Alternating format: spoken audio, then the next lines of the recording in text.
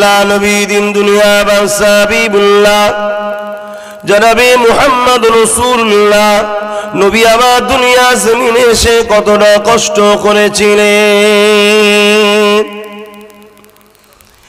এ যুবকেরা, আল্লাহ নবীর জীবনে এমন দিন যায়নি আল্লাহ নবী দুবেলা পেট ভরে খেয়েছে।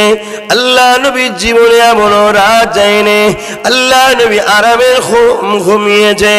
আল্লাহ নবী দিন রাত উম্মাত উম্মতিদের নাজাতের জন্য কেঁদেছে। আল্লাহ নবী এখন দুনিয়া জমিনে এসেছিলেন। এ যুবকেরা, তরুণেরা, ময়া কি হয় না, পরিবর্তন কি হবে না? সেই নবীর কথা কি মনে পড়ে না? যে নবী তোমাকে আমাকে বাঁচা শিখিয়েছে, যে নবী তোমাকে আমাকে মা বাবার অন্তরে ময়া মমতা ভরিয়ে দিয়েছে, যে নবী আব্বা মায়েরা আল্লাহ নবী যিনি তোমাকে আমাকে বাপ মায়েদেরকে সন্তানদের কাছে প্রিয় করে তুলেছে, মনে কি পড়ে না সেই নবীর কথা যিনি দুনিয়া জমিনে শিশুবেলাতে কেঁদেছে? যখন দুধুমা হালিমা ঘরে ছিল আল্লাহ নবী তখনও কেঁদেছে। দুধুমা হালিমা জিজ্ঞাসা করেছিল, বাবা মুহাম্মদ কি জন্য তুমি কেঁদেছিলে বাবা?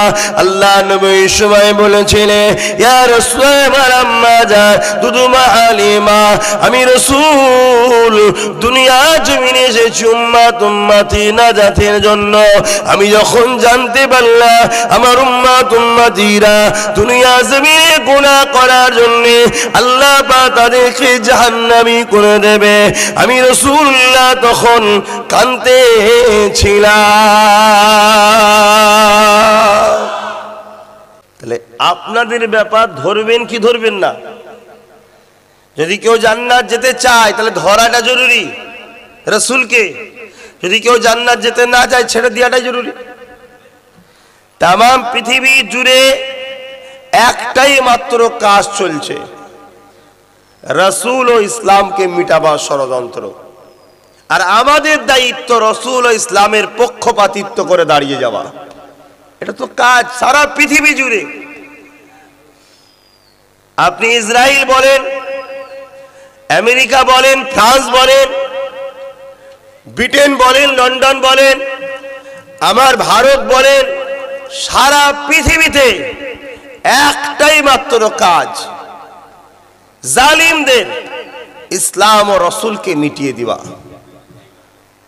আর আমাদের মতো যারা গুটি কতক আছে, আমাদের দায়িত্ব ইসলাম ও রাসূলের জন্য জানকে কোরবান করে দিয়ে আগিয়ে যাওয়া। জোরে বলুন সুবহানাল্লাহ। আল্লাহ নবী দিন দুনিয়া বাদশা হাবিবুল্লাহ জনাবে মুহাম্মদ রাসূলুল্লাহ নবী আমার দুনিয়া জমিনে এসে কতটা কষ্ট করেছিলেন। এ যুবকেরা, আল্লাহ নবীর জীবনে এমন দিন যায়নি আল্লাহ নবী দুবেলা পেট ভরে খেয়েছে। আল্লাহ নবীর জীবনে এমন রাত যায়নি আল্লাহ নবী আরামে ঘুমিয়েছে। আল্লাহ নবী দিন রাত উম্মাত উম্মতিদের নাজাতের জন্য কেঁদেছে।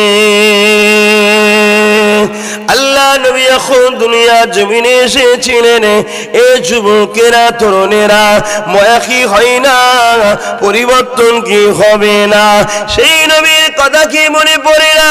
যে নবী তোমাকে আমাকে বাঁচা শিখিয়েছে, যে নবী তোমাকে আমাকে মা বাবার অন্তরে ময়া মমতা ভরিয়ে দিয়েছে, যে নবী আব্বা মায়েরা আল্লাহ নবী যিনি তোমাকে আমাকে বাপ মায়েদেরকে সন্তানদের কাছে প্রিয় করে তুলেছে, মনে কি পড়ে না সেই নবীর কথা যিনি দুনিয়া জমিনে শিশুবেলাতে কেঁদেছে? যখন দুধুমা হালিমা ঘরে ছিল আল্লাহ নবী তখনও কেঁদেছে। দুধুমা হালিমা জিজ্ঞাসা করেছিল, বাবা মুহাম্মদ কি জন্য তুমি কেঁদেছিলে বাবা? আল্লাহ নবী সময় বলেছিলেন, ইয়া রাসূল আমার আম্মা জান দুদুমা হালিমা, আমি রাসূল দুনিয়া জমিনে এসেছি উম্মতি নাজাতের জন্য। আমি যখন জানতে পারলাম আমার উম্মতিরা দুনিয়া জমিনে গুনাহ করার জন্য আল্লাহ পাক তাদেরকে জাহান্নামী করে দেবে, আমি রাসূলুল্লাহ তখন কাঁদতেছিলাম।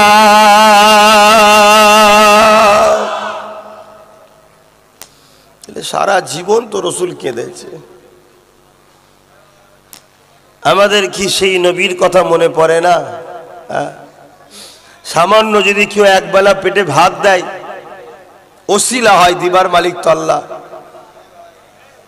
তার জন্য আমাদের চোখ কত কিছু হয়, তার জন্য আমরা কত কিছু ভাবি, তার জন্য আমরা লড়াই করি। আর যে রাসূল সারা জীবনটা আমরা কি করে বাঁচবো, দুনিয়া আখিরাতে সুন্দর করে চেষ্টা করেছে, সেই নবীর জন্য কি কখনো মনে পড়ে না? আজ আমেরিকা বলেন, ফ্রান্স বলেন, ব্রিটেন বলেন, জার্মান বলেন, এমন করে ইসরায়েল বলেন, তাম পৃথিবীর জমিনে একটাই ষড়যন্ত্র, আল্লাহ নবীর রেখে যাওয়া সত্য শান্তি রাস্তাকে মিটিয়ে দেওয়া।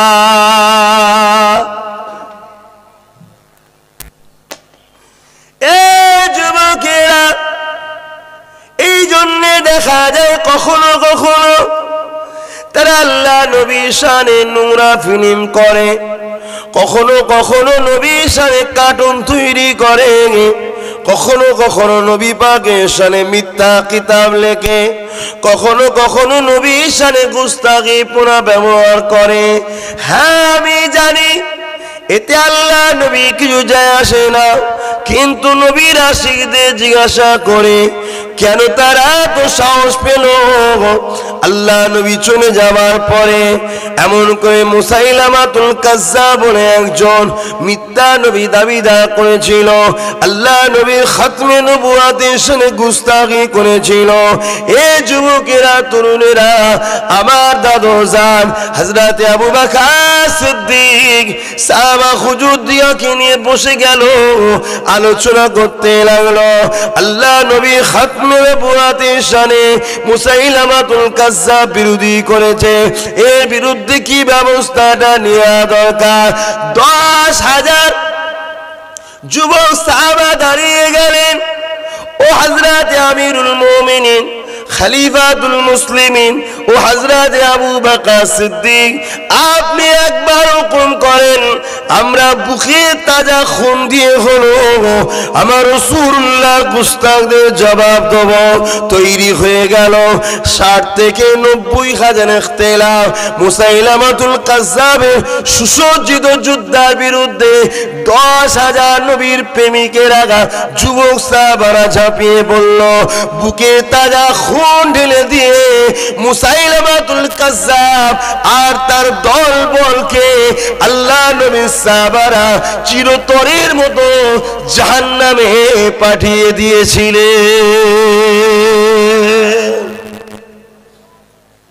তাদের কি চিন্তা!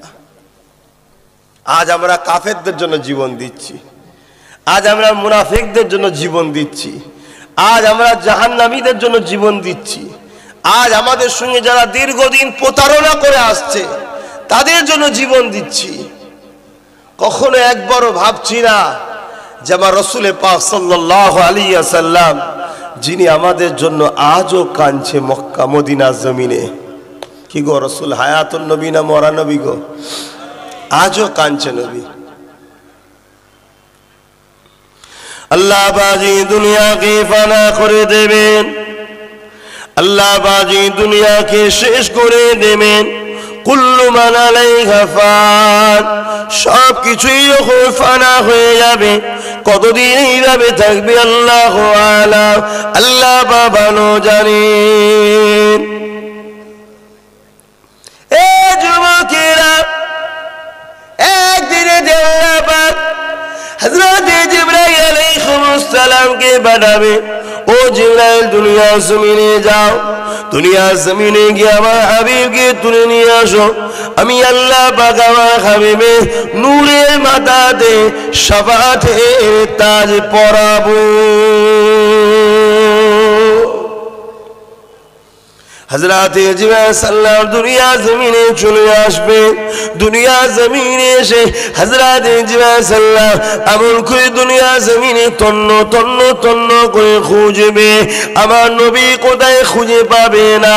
ওই সময় দুনিয়া জমিনতে আওয়াজ দিয়ে বলতে লাগবে, ও রব্বি আল্লাহ পাক, আপনার হাবিব কোথায়? আমি জিবরাইল খুঁজে পাচ্ছি না। আমার আল্লাহ পাক বলতে লাগবে, এ জিবরাইল রে, দুনিয়া জমিনে কান লাগিয়ে লাগিয়ে শোনো, যে জায়গা থেকে দেখবে কান্নার আওয়াজ আসে, ওই জায়গায় আমার হাবিব তিনার গুনাহগার উম্মত উম্মতীদের জন্য কাঁদতেছে। আরো জোরে বলুন সুবহানাল্লাহ।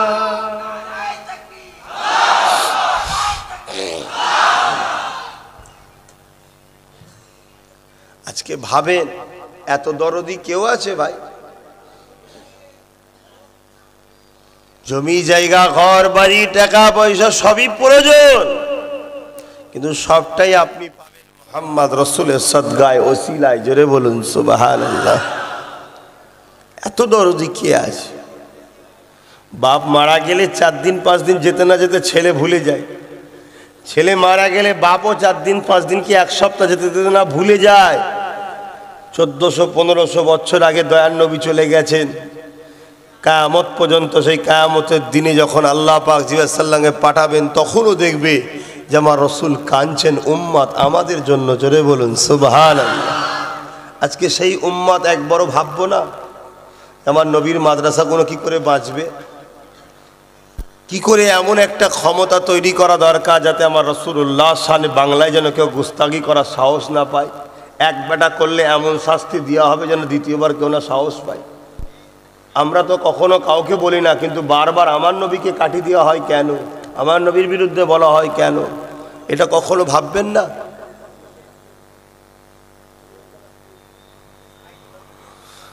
মনে রেখে দেবেন, কাল কিয়ামতের দিনটা তো কঠিন দিন হবে।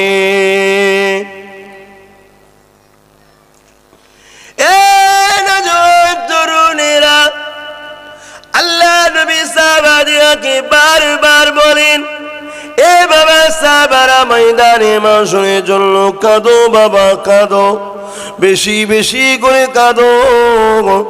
এ যুবকেরা পরিবর্তন হয়ে যাও, মসজিদ মুখো হও, নামাজ পড়ো, রোজা রাখো, আল্লাহ কাছে বেশি বেশি করে কাঁদো, ময়দানে মাশরের জন্য কাঁদো। সাহাবা হুজুরকে আল্লাহ নবী বলেছিলেন, বাবা সাহাবারা ময়দানে মাশরের জন্য কাঁদো। আজ সেই নবীর বংশের আওলাদ হিসাবে আপনাদেরকে বলি, এ আমার আব্বা মায়েরা, যুবকেরা, বোনেরা, বেশি বেশি করে ময়দানে মাশরের জন্য কাঁদো। সাহাবা হুজুররা জিজ্ঞাসা করেছিলেন, ইয়া রাসূলুল্লাহ, হাবিবাল্লাহ, ময়দানে মাশরটা কেমন হবে? হুজুর আপনি বারবার ময়দানে মাশরের কথা বলে। আল্লাহ নবী বলেছিলেন, এ বাবা সাহাবারা, ময়দানে মাশরটা তো কঠিন দিন হবে, যে দিনেতে বাপ ছেলের হবে না, ছেলে বাপের হবে না, মা মেয়ের হবে না, মেয়ে মায়ের হবে না, কেউ কারো হবে না। এক কথাতে চিনো না চিনা ভান করে থাকবে। আল্লাহ নবী সাহাবাদেরকে বলেছিলেন, এ বাবা সাহাবারা, ময়দানে মাশরে মাথার এক বিদা ইখতিলাফাত পড়ে আল্লাহ সূর্যকে নামিয়ে দেবে। ওই সূর্যে 12 গুণ তাপকে আল্লাহ বাড়িয়ে দেবে। ওই তাপকে ওই ময়দানে মাশরে মানুষ সহ্য করতে পারবে না, মাথার খেনুগুলো নাক দিয়ে গুলি গুলি ঝরে ঝরে পড়তে লাগবে। এ যুবকেরা বলো তো দেখি, ওই দিনে তোমার টাকা পয়সা গাড়ি বাড়ি এসি সব তো কোনো কাজে লাগবে না। ওই দিনে তোমার আমার কি হবে উপায়? কি ভাবছো? যখন হবে তখন দেখা যাবে, এটা ভাবছো তো নাকি? হ্যাঁ, তখন কি দেখবে? ছুরির থেকে ধার, চুলের থেকে সরু, সবাইকে পার হয়ে ঢুকতে হবে জান্নাতে। চুলের থেকেও সরু, ছুরির থেকেও ধার, পুলসরাত পার করে জান্নাতে ঢুকতে হবে। কোনো দাদা কোলে করেও নিয়ে যাবে না, কোনো দিদিও কোলে করে নিয়ে যাবে না, কোনো নেতা মন্ত্রী কাঁধে করে নিয়ে যাবে না। ওই পারে আমার রসুল বসে থাকবে পুলসরাতের পোলে ধারে, শুধু বলবে আল্লাহ আমার উম্মত যেন পড়ে না যায়, উম্মত যেন পড়ে না যায়, উম্মত যেন পড়ে না যায়। যারা আশেকে রসুল হবে, নবী দেখবে, মুহূর্তের মধ্যে পার হবে। জোরে বলুন সুবহানাল্লাহ। আর যারা দুনিয়ায় রসুলের জন্য ভাবে না, তারা ওই দিন নবীর দিকে তাকাবার সাহসও পাবে না। কোন চোখে দেখবেন? লজ্জা লাগবে না? দরকার আছে দুনিয়া, দুনিয়ার মধ্যে দিয়েই তো আখেরাত রে বাবা। একটা গরিবকে সেবা করবেন, ওটাই তো আখেরাত নাকি? মাকে ভালোবাসবেন, ওটাই তো আখেরাত? এটা দুনিয়ার মধ্যেই তো নাকি আখেরাত হয়? এতিমের হক দেবেন, ওটাই তো আখেরাত নাকি? বিধবাদের ঘরে আশ্রয় দেবেন, ওটাই তো আখেরাত? মিথ্যা কথা বলবেন না, ওটাই তো আখেরাত? গরিবের মেরে লোভ না, ওটাই তো আখেরাত? সমাজের বুকে নাই প্রতিষ্ঠিত করব, ওটাই তো আখেরাত? নাই বিচার ব্যবস্থা করব, ওটাই তো আখেরাত? দুনিয়ার মধ্যেই তো আখেরাত আছে। দুনিয়া ছেড়ে আখেরাত নয়, দুনিয়ার মধ্যে আখেরাত। অর্থাৎ যেভাবে রসুল দুনিয়া করেছে ওইভাবে যদি দুনিয়া করি তাহলে আখেরাত পাবো। নবী করেনে দুনিয়ার এমন কোন ভালো কাজ আছে বলুন? যে কাজটা রসুল করেনি অথচ দুনিয়ায় সেটা ভালো কাজ আছে, এমন একটা কাজের নাম বলুন নবী করেনি। এ আছে? তাহলে আমরাই তো সব থেকে বড় দুনিয়া আজকে ভালোভাবে চালাতে পারবো। দুনিয়াদারির মধ্যে দিয়েই আখেরাতকে তালাশ করতে হবে। দুনিয়া ছেড়ে কখনো আখেরাত হয় না, দুনিয়ার মধ্যেই আখেরাত রয়েছে। বাবেরা, নওজোয়ান তরুণেরা, এ নবী বাগে প্রেমিকেরা, বিশেষ করে যুবকদের বলি শোনো, কারবার করতে হবে, ব্যবসা বাণিজ্য করতে হবে, সব কিছুই করতে হবে, সংসারও করতে হবে। এরই মধ্যে দিয়ে তোমাকে আখিরাতটাও তৈরি করে নিতে হবে। যখন তুমি সংসার করবে, ওই সংসারে তোমার স্ত্রীকে ভালোবাসবে, তোমার সন্তানদের ভালোবাসবে। একটাই কারণে আল্লাহ পাক ভালোবাসতে বলেছে। এই নিয়তে যখনই ভালোবাসবে তখনই তোমার আখিরাত কামিয়াব হবে।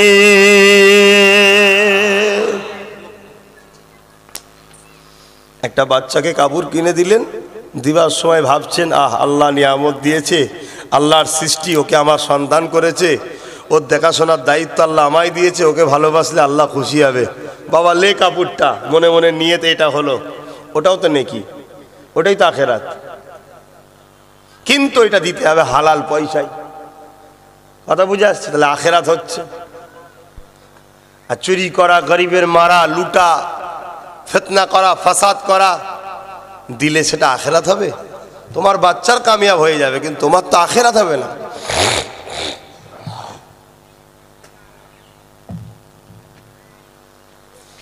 এই দুনিয়ার মধ্যে দিয়ে আখেরাত তালাশ করতে হবে।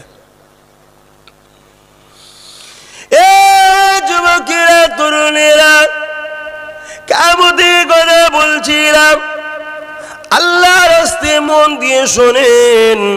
কে এসেছে কে আসেনি বড় কথা নয়, আপনি যখন এসেছেন আপনি মন দিয়ে একটু শোনেন কিয়ামতটা কেমন হবে। আপনি যদি মন দিয়ে শোনেন, আমার বিশ্বাস আপনি পরিবর্তন হয়ে যাবে। কেননা প্রতিটা মানুষের অন্তরটা পবিত্র হয়ে জন্ম হয়।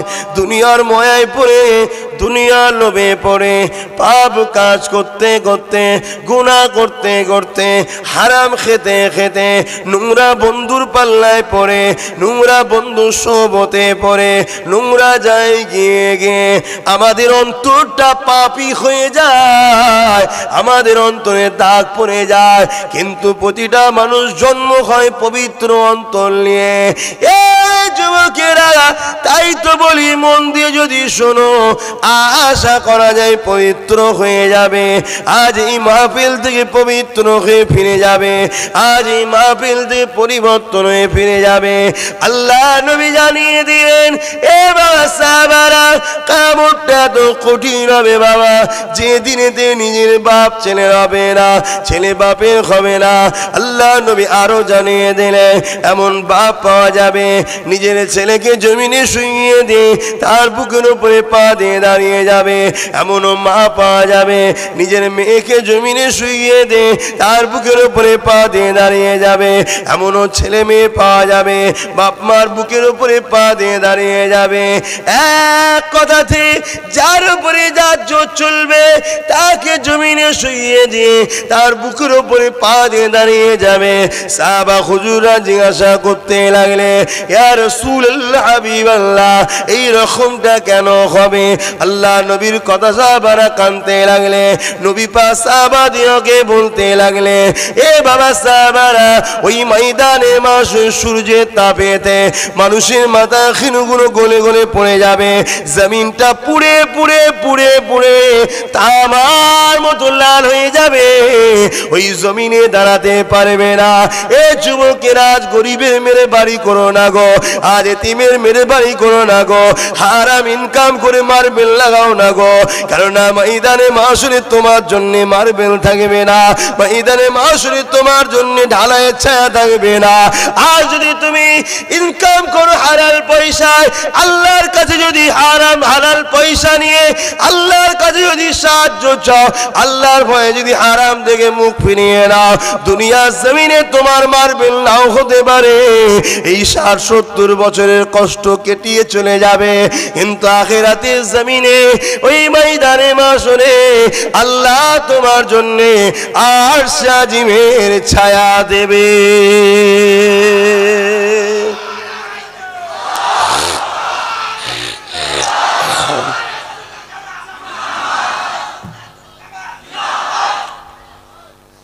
কথা বুঝছেন? একটু সবর করো আমার যুবকরা, খবরদার লোভে পড়ে যেও না, লোভে পড়ে যেও না। দুনিয়ায় শয়তানের চালা ঘুরে বেড়াচ্ছে, এ আছে না নাই? রাসূলুল্লাহর গোলাম যেমন দুনিয়ায় ঘুরছে, শয়তানের গোলাম আছে না নাই? তারা সর্বসময় চাইছে রসুলের গোলামগুলোকে কি করে শয়তানের গোলাম বানানো যায়, তাতে 5,000 দিয়ে হোক, 5 লাখ দিয়ে হোক, 50,000 দিয়ে হোক, যেমন করে এদেরকে রসুল থেকে সরায়, ফিতনায় জড়ায়, মারপিটে জড়ায়, চুরিতে জড়ায়, ডাকাতিতে জড়ায়, গরিবের বিরুদ্ধে জড়ায়, এতিমের বিরুদ্ধে জড়ায়, বিধবার বিরুদ্ধে জড়ায়। কি করে এদেরকে খারাপ কাজে লাগানো যায়? আজ যখন সামনে পেয়েছি, আমি একজন নবীর গোলাম হিসাবে এই গোলামগুলোকে বুঝাচ্ছি। তোমরা গোলাম তো? নবীর গোলাম তো? হাত তুলে দেখাও। নবীর গোলাম তো? মাশাআল্লাহ, নারে তাকবীর, নারে তাকবীর। নবীর গোলাম দেখো, তাই বুঝাচ্ছে, একটু সবর করো, একটু সবর করো। এ যুবকেরা, এ নবী পাকের প্রেমিকেরা, আল্লাহ নবীদের দুনিয়া বাদশা হাবিবুল্লাহ সাহাবা হুজুরকে জানিয়ে দিলেন ময়দানে মাশরটা কেমন হবে। আজ নবীর গোলাম আপনাদেরকে জানাই, শুনে রেখে দেন। আল্লাহ নবী সাহাবাদেরকে বলতে লাগলেন, এ বাবা সাহাবারা, ওই দিনটা তো কঠিন হবে। আল্লাহ বাজিয়া সাল্লামকে বলবে, এ জিবরাইল যাও আমার জাহান্নামকে নিয়ে এসে আমার আরশের পাশে বেঁধে দাও, 70,000 জিঞ্জিল দিয়ে বাঁধবে।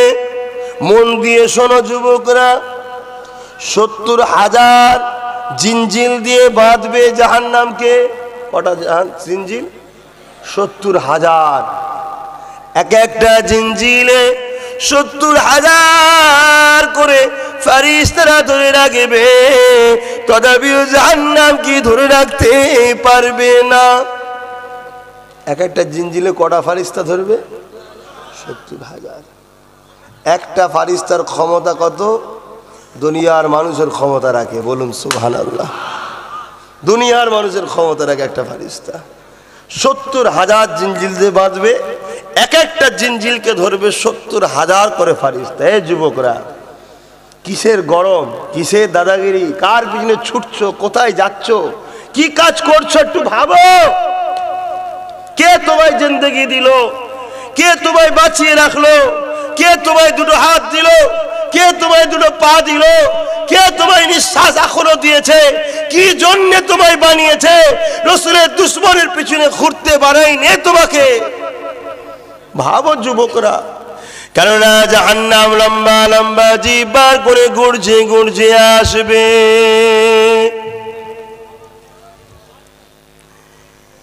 এ যুবকেরা, জাহান্নাম লম্বা লম্বা জিভ বার করে উম্মাত উম্মাতিদেরকে ধরতে যাবে, আল্লাহ বান্দা বান্দিদেরকে ধরতে যাবে। ময়দানে মাশরে একটা শোরগোল হয়ে যাবে, চিৎকার চেঁচামেচি শুরু হয়ে যাবে, বাঁচাও বাঁচাও, নফসি নফসি নফসি, আমার কি হবে উপায়, আমার কি হবে উপায়, চিৎকার শুরু হয়ে যাবে। সবাই দল বেঁধে হযরত আদম সফিউল্লাহ গায়ে যাবে। আদম সফিউল্লাহ বলবে, নফসি, আমার কি হবে, ইযহাবু ইলা গায়রি, অন্য কারো কাছে যাও। মুসা কালিমুল্লাহ কাছে যাবে, মুসা কালিমুল্লাহ বলবে, ইযহাবু ইলা গায়রি, অন্য কারো কাছে যাও। ঈসা রূহুল্লাহ কাছে যাবে, ও হযরত নবী ঈসা রূহুল্লাহ, আল্লাহ আপনাকে কোন পুরুষের স্পর্শ ছাড়া মায়ের রেহেমে কুদরতি ক্ষমতায় পাঠিয়েছে। আপনি আল্লাহ পাকের খাস নিয়ামত, আল্লাহ খাস কুদরত, আপনি আল্লাহ কাছে সুপারিশ করুন, আল্লাহ যেন আমাদেরকে বাঁচায়। ওই সময় বলতে লাগবে, ইযহাবু ইলা গায়রি, অন্য কারো কাছে যাও। যখন তারা খুঁজতে লাগবে, সমস্ত নবীরা তো বলা হয়ে গেছে, ওই সময় ঈসা নবী ডাক দেবে, এ আল্লাহ বান্দারা, আব্দুল্লাহর বেটা আমিনাল্লাহর মুহাম্মদ রাসূলের কাছে কে গিয়েছিলে? তারা বলতে লাগবে না। ওই সময় তাদেরকে ঈসা রূহুল্লাহ বলবে, আজকে দিনে কারো নেতৃত্ব চলবে না, কারো কথা চলবে না। আজকে দিনে আল্লাহ পাকের রাগটা ঠান্ডা হবে শুধু আমিন আল্লাহর মুখ দেখে। আমার যুবকরা মন দিয়ে শোনো, জাহান্নামকে 70,000 জিঞ্জিল দিয়ে বাঁধা হবে। এক একটা জিঞ্জিলে 70,000 করে ফারিস্তা ধরে রাখবে, তথাপিও জাহান্নামকে ধরে রাখতে পারবে না। লম্বা লম্বা জিভ বার করে গর্জন দিয়ে গুনাহগারদের ঘরে ধরতে যাবে। ময়দানে মাশরে একটা হই হই শুরু হয়ে যাবে, নফসি নফসি নফসি, কান্না রোল, চেঁচামেচি। কি হবে? দিশে হারা হয়ে যাচ্ছে মানুষ, বেহুশ হয়ে যাচ্ছে, দিশে হারা হয়ে যাচ্ছে, পড়ে যাচ্ছে। এত কঠিন তো গরম, একদিকে আবার জাহান্নাম এদিকে ধরতে আসছে। ঠিক এই সময় হযরতে জিবরাইল আলাইহিস সালাম ঘোষণা দেবে, এলান করবে যে আল্লাহর জাহান্নাম উম্মতে মুহাম্মাদির দিকে যাচ্ছে। আহা কামলিওয়ালা, কুরবান করে দাও আমার রাসূলের কদমে নিজের জানকে। ওই জান যদি জান্নাতে পেতে চাও, জান যাবে অন্য জায়গায়, কুরবানি করলে জাহান্নামে গিয়ে পাবে, আর রাসূলুল্লাহর কদমে কুরবানি করলে জান্নাতে গিয়ে পাবে। জোরে বলুন সুবহানাল্লাহ।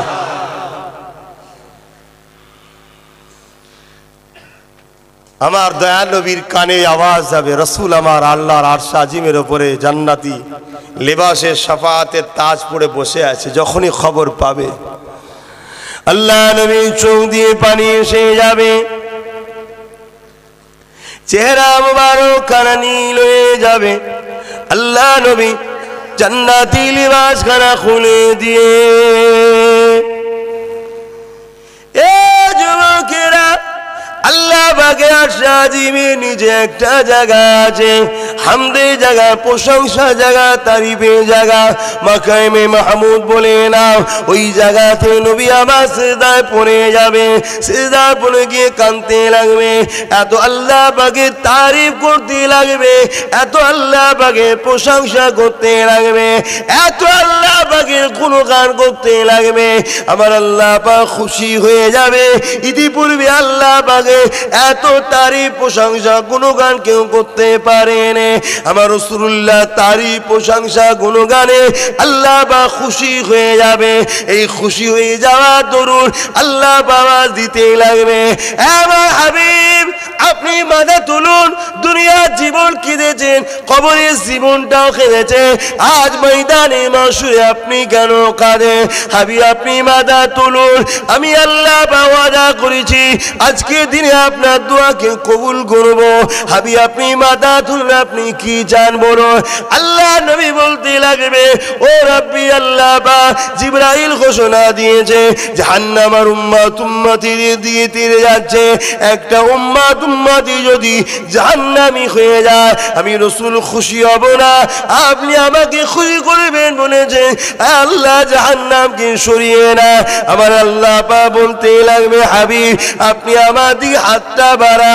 আমার রাসূলুল্লাহ হাতটা বাড়াতে লাগবে, আল্লাহর আজিম থেকে আমার আল্লাহ রহমান রহিম কুদরতি ভাবে আমার রাসূলুল্লাহর হাতে কিছু পানি দেবে।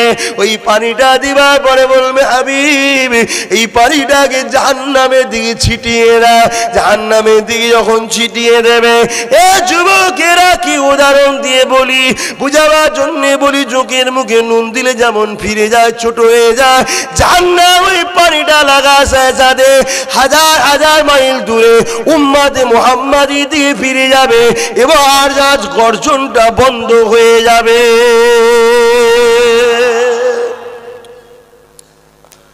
আমার রাসূল পাক সাল্লাল্লাহু আলাইহি সাল্লাম আমাদের দুনিয়া আখিরাত সর্বসময় আমাদের জন্য তিনি কাঁদেন, সাথী হন, পেরেশান হয়ে আছে।